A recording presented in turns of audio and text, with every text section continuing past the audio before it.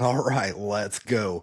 We're going to do this a little bit differently this time because, well, for one, like I don't really have time to be editing all these videos. And honestly, I've been spending too much time working on a stinking script that kind of doesn't even, it's not me and I'm not really selling it. So right now we're jumping in. We're going to pick up where we left off last week. Last week we went over the 3 requirements that your website's going to need. You're going to need what the heck were they? Let's see. So you're going to need your title tags, your H1s, you're going to need your Google Maps embeds, and your NAP is going to need to be on your footer so that you're telling the world exactly where your business is, who you are, what you do. Then you're going to need schema markup. So we've started going over this stuff already more in depth over on over in the Skool group. So if you're not a part of the Skool group, go join the Skool group. We're building it out as we go, but it's free. So follow along as we go, and we're going to build this puppy out from scratch so that you're ready to rock and roll come this springtime. Anyway, so this video, we're going to be going into our mirror strategy. Now, what the hell is the mirror strategy? Well, it's just some weird name that I just randomly came up with because it happens to fit exactly what we're doing. So we're going to call this the Upward Bound Media Mirror Strategy, okay? But very simply, the mirror strategy, literally all we're doing is we're just going to take our website and we're going to try to directly emulate our Google business profile. And so the last video, you might be sitting here. So now you might be sitting here like, I feel like we should have went over this first. Well, the reason why we covered those 3 requirements for your foundation, for your website already, is because if you don't have a Google business profile that's already up and verified, you do need to have a website, and your website needs to have the bare minimum requirements. Now, this website, we're going to call it a website. I only want you, if you don't have a Google business profile, I only want you to basically build a homepage. You don't need to pay for this. You don't need to hire somebody for this. You just need to have those 3 requirements on a landing page so that Google can see that you're legit, and we can go from there. And then once we've done that, now we can talk about maybe building this puppy out and starting to try to rank. But if you don't have a Google business profile yet, trying to rank it's a moot point at that point. We just need to get that puppy going. And so if you're starting from scratch and you have nothing, first and foremost, you need to get yourself a domain, right? A domain is basically just where your website's going to be located at. So mine is upwardbound.media. That's my domain. Okay. You need to get a domain for your business.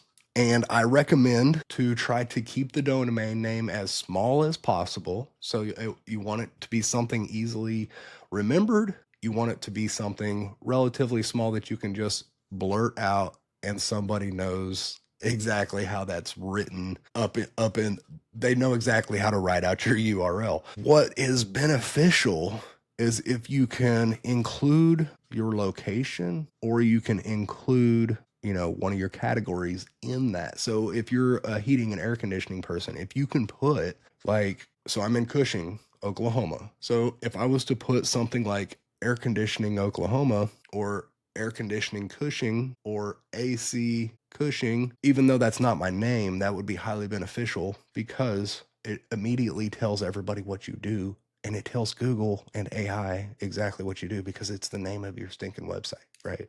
Even though I'm Upward Bound Media, if I put marketing agency Cushing, Oklahoma, when people run a search for marketing agency in Cushing, Oklahoma, they'll probably go marketingagencycushingok.com just to say. Anyway, so once you have a domain, or once you have an idea of a domain, what I honestly recommend most people go to GoDaddy. So you go to GoDaddy, and you can just type in a domain name there, and it'll tell you whether it's available for purchase or not. Now, if it pops up and says you can get this for $99, somebody owns it, and you can pay GoDaddy $99 to talk to the people to try to sell that to you.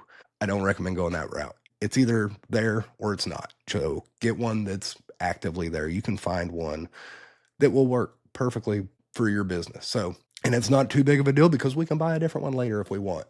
But once we start growing this puppy out, and once we start getting our name out there, we'll want to basically lock into that site because it's going to have the authority that we're trying to grow. So you went to GoDaddy and you bought your domain finally. Now you just build out using GoDaddy's free website builder. You just build out your homepage to make sure that your H1 and title tags are correct. And then you're going to make sure that you have, well, we're not going to have a Google Maps embed yet because we're building this thing out to get on Google, right? So you're not going to have a Google Maps embed yet, but you can still throw out your address. You're going to still throw out your exact phone number that's on your Google Business Profile that you're trying to get verified. All the information that you're going to throw out and your business name are going to be identical to what you're trying to get verified or unsuspended over on Google. Okay. So you can pull that information right from your Google profile. Now, if you haven't even started that process yet, if you haven't even started to claim your Google Business Profile, let's go ahead and get that process started. Now, make sure that when you do the name for your business, that it is basically exactly like everywhere else on the internet. Okay. So you want the name to be identical. Okay. Very important. All right. Now that we've gone over that, now that I've rambled on too long just to get started, let's go ahead and jump into this mirror strategy.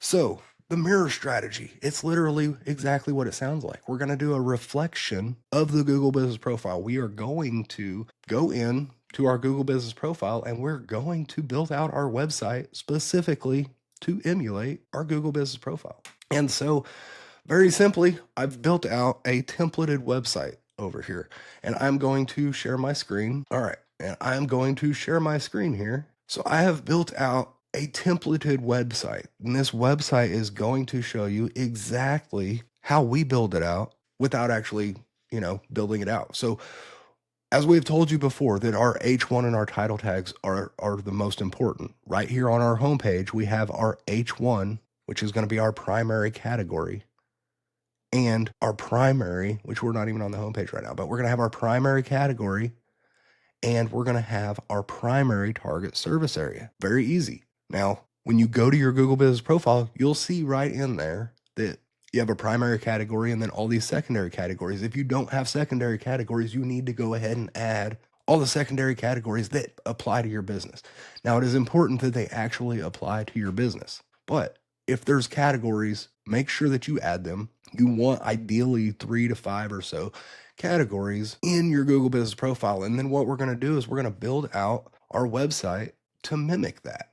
And so when you go over, honestly, so how I go to my Google Business Profile is I actually just type my business name in and then boom, we pull up our Google Business Profile. Once you're on the Google Business Profile, we're going to go over here. We're going to click Edit Profile and it will pop up and it will show you exactly what your categories currently are, or what it will pop up and show you exactly. So on my business, we're a marketing agency primarily. We're also a website designer, advertising agency, marketing consultant, and internet marketing service. Those are all of our categories. And so yours is going to be different, but figure out what the categories are, write down your categories. Then you're going to come over here to where it says edit services. This is going to show you all the services within the category. So here we have our primary category is marketing agency. Then we have advertising campaigns, reputation management, SMS automations, mislead capture system, blah, blah, blah, blah, blah, more, so on and so forth. So these are going to be all of our services that are within that category. We need to write these down as well because these are going to be our pages that are on our website, directly pulled right off of Google. Okay. All of our business information needs to be identical to what we pull off of Google. So my address, my phone number, our business hours, all this needs to be on the website directly pulled from Google. This is going to be the mirror strategy, okay? Just like we see over here. So we know our primary category and our primary target service area. I'm in Cushing, Oklahoma. So that's typically where you're located at should be your primary target area because Google Business Profile goes off of your business location. That's one of the primary ranking factors. And so I'm in Cushing, Oklahoma. I'm not going to rank in Texas for my local searches. No, I need to be trying to rank in Cushing. I need to be trying to rank near Cushing. Okay. You need to be trying to rank in your area. So your primary category and your primary target area. If we scroll down a little bit, our homepage should show that same primary category right here. And we're going to have an entire section on the homepage devoted to that category. And within that, we're going to have links to every service page that's in that category. And the service pages, guess what? We just figured out what they are because they're right over here in our services. So I need to make an advertising campaigns page. I need to make a reputation management page. Okay. And they're going to be linked, boom, right here. Very simply. Then after that's done, we're going to have an entirely new section. And this is going to be the secondary category. So what is the next category? Put it right here, right there in that next category. Guess what? We're going to come over here. We're going to go down to the other services. So our secondary category here is going to be, what was it? Website designer. I don't have any services in there right now. I need to add some services, but let's just say the next one was advertising agency. So we have Meta ads, we have Google PPC, TikTok ads, YouTube ads, Snapchat ads. These all need to be pages within that category. This is what's considered a silo. Okay, so we're creating silos within our website of categories, and everything that happens within that silo should all be interrelated. So next we're going to go to the next category and the next category and the next category. Okay, that's how we're building this out. And then once you come over here, you'll see that we have each category, and then we have each of the service pages that fall within the category. And so you can actually go to the category page. So let's say this is air conditioning contractor as my primary category. So we go to the air conditioning contractor page, which will be air conditioning contractor in this area, wherever that may be. And you'll come down here, and what you're going to see is we're going to have the primary service that's within that category. And if we're in a really tough area, this service page might link to more service pages. So let's picture that we're an air conditioning contractor right now. And then our number one service is going to be air conditioning repair that's inside air conditioning contractor. Well, there's a lot to do with air conditioning repair, right? So maybe we're going to have a service within air conditioning repair that is something like condenser fan motor replacement, blower motor replacement, evaporator coil cleanings, whatever it might be. So we might actually have more service pages within this service that's within this category that's within our website. And that's how we build this out. We build out our silos to directly mirror our Google business profile. Hopefully that all makes sense. And if you would like to dive in a little bit further on exactly how we're building this out and exactly the entire structure of the entire site, the entire pages, jump on over to our Skool group, and we are building that out as we go. Make sure that you like this video and make sure that you subscribe, and come on over to the Skool community. Like I said, it's free. So all we can do is go a little bit more in depth than we're doing here on YouTube. If not, though, make sure you do subscribe, because we're dropping more videos just like this every Saturday right here on YouTube. We'll see you there.